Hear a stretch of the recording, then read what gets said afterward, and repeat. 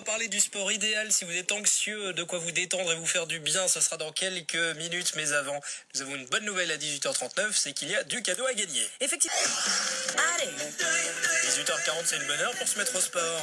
Ah, il n'y a pas d'heure pour faire du sport. Alors, on apprend que si vous êtes anxieux au travail, et pas que au travail d'ailleurs, si vous êtes un petit peu tendu, eh bien il y a des sports qui peuvent être vraiment la solution idéale pour vous, et ça dépend de votre profil. Il y a un petit peu de tout, et Bruno Berriot, qui est coach sportif chez Body Concept Training, va pouvoir nous en parler. Bonsoir Bruno.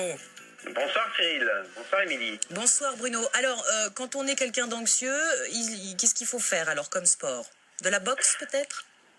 Disons qu'on va, ça dépend si on aime donner ou recevoir, mais en fait il faut privilégier les sports d'endurance, donc le travail, on appelle ça le travail en aérobie, parce qu'il faut savoir que faire du sport c'est aussi un stress, puisqu'on va stimuler l'adrénaline. L'adrénaline, c'est une hormone qui est stimulée lors de l'activité physique, mais aussi lorsqu'on reçoit un stress.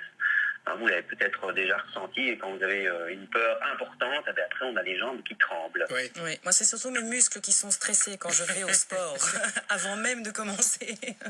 Voilà, mais il faut savoir que les personnes anxieuses ont justement donc les effets ressentis. C'est la mauvaise humeur, c'est la tension musculaire, c'est la fatigue, c'est un seuil de tolérance très faible par rapport au stress. Et justement, comme on parlait de l'activité physique qui va entraîner le corps contre le stress, mais le bon stress, on va dire, eh bien, on va augmenter son seuil de tolérance au niveau de la gestion du stress. On va avoir une meilleure sensation musculaire, donc on va détendre le corps parce que il faut une activité physique qui va permettre à la personne de pouvoir utiliser la respiration à bon escient. Donc, c'est-à-dire justement que si on fait des sprints avec cette personne-là, par exemple, et qu'on va trop loin dans l'intensité, eh bien la personne, les pulsations cardiaques vont monter trop haut, alors qu'on sait que déjà une personne anxieuse a déjà des pulses plus hautes à la base qu'une autre personne. Et donc le fait de pratiquer un sport d'endurance va permettre effectivement au corps de se relâcher petit à petit, lâcher la pression en fait. Oui, tout à fait. Et on va aussi, puisqu'on reste dans les hormones, l'explication physiologique, c'est que le sport augmente l'activité des neurotransmetteurs dans des zones cérébrales contrôlant les émotions. Donc on va libérer aussi des endorphines, qui va donner une meilleure humeur, tout simplement, puisque l'endorphine, c'est la même hormone qu'on stimule pendant qu'on fait l'amour. Et Dieu sait si on est bien pendant ce moment-là. C'est vrai. Voilà. Et la confiance en soi aussi va être augmentée pour des personnes anxieuses. Généralement, l'anxiété vient du fait de manque de confiance en soi et du surmenage, ou du surmenage aussi.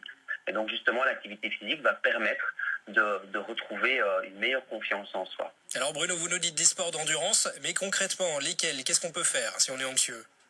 Alors, il est recommandé c'est bien que vous le demandiez, Cyril, parce que souvent les gens pensent que faire du sport, le sport c'est synonyme de performance. Donc moi je parle plutôt d'activité physique, en plus ici on est vraiment dans la santé. Les gens pensent souvent que pour avoir un effet bénéfique, eh bien il faut aller s'enfermer dans une salle de fitness pendant 2 heures par jour, 6 jours sur 7, ce qui est totalement faux.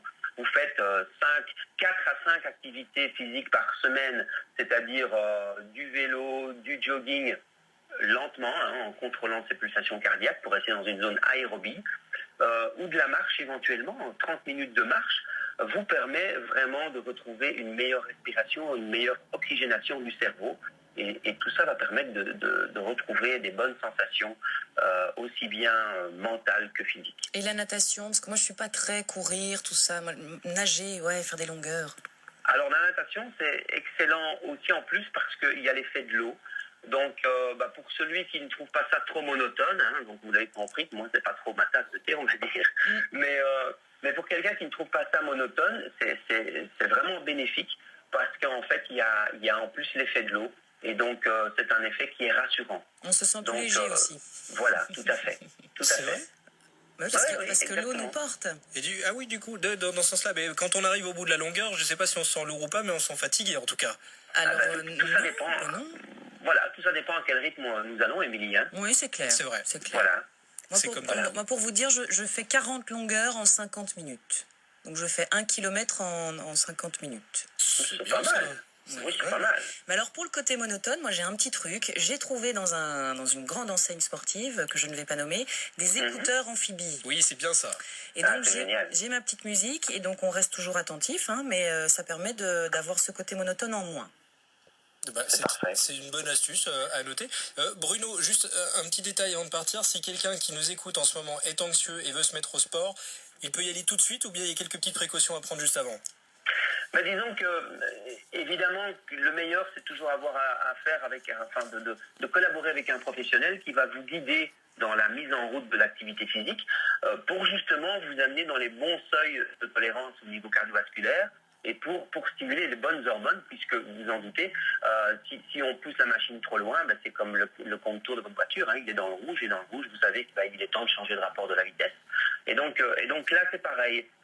Par contre, quand on prend l'exemple d'une personne qui nous écoute actuellement, qui est anxieuse et qui est un stade souvent des anxieux, c'est l'ambivalence. Et donc souvent les gens se disent oui mais je me sens fatigué, je me sens mou, j'ai pas l'énergie et donc voilà, je sais pas si c'est le bon moment pour commencer, je vais attendre que l'énergie revienne. C'est une erreur. Adressez-vous, sincèrement, j'invite ces personnes à s'adresser à un professionnel parce que sinon, ils sont de nouveau dans une phase d'échec. Hein, devant eux, ils conscientisent que même ça, ils n'ont pas été capables de le faire, alors qu'il suffit d'être encadré correctement pour ressentir très vite. Quand je dis très vite, c'est déjà la première séance. Si la première séance est bien dosée, les effets du bien-être se font ressentir. Bruno, vous savez ce qu'on Oui. dit, que l'appétit vient en mangeant. Et bien pour le sport, c'est la même chose. Exactement. Allons faire du sport et on se sentira nettement mieux. Merci beaucoup Bruno pour tous ces bons Je vous en conseils. prie. À bientôt. Je vous en prie, à bientôt, au revoir. Bruno Berriot de chez Body Concept Training qui était avec nous. Et d'ailleurs, si vous voulez vous remettre au sport, on va vous mettre le lien pour avoir toutes les infos sur Facebook. Sur la page Facebook 5 à 7 Vivacité.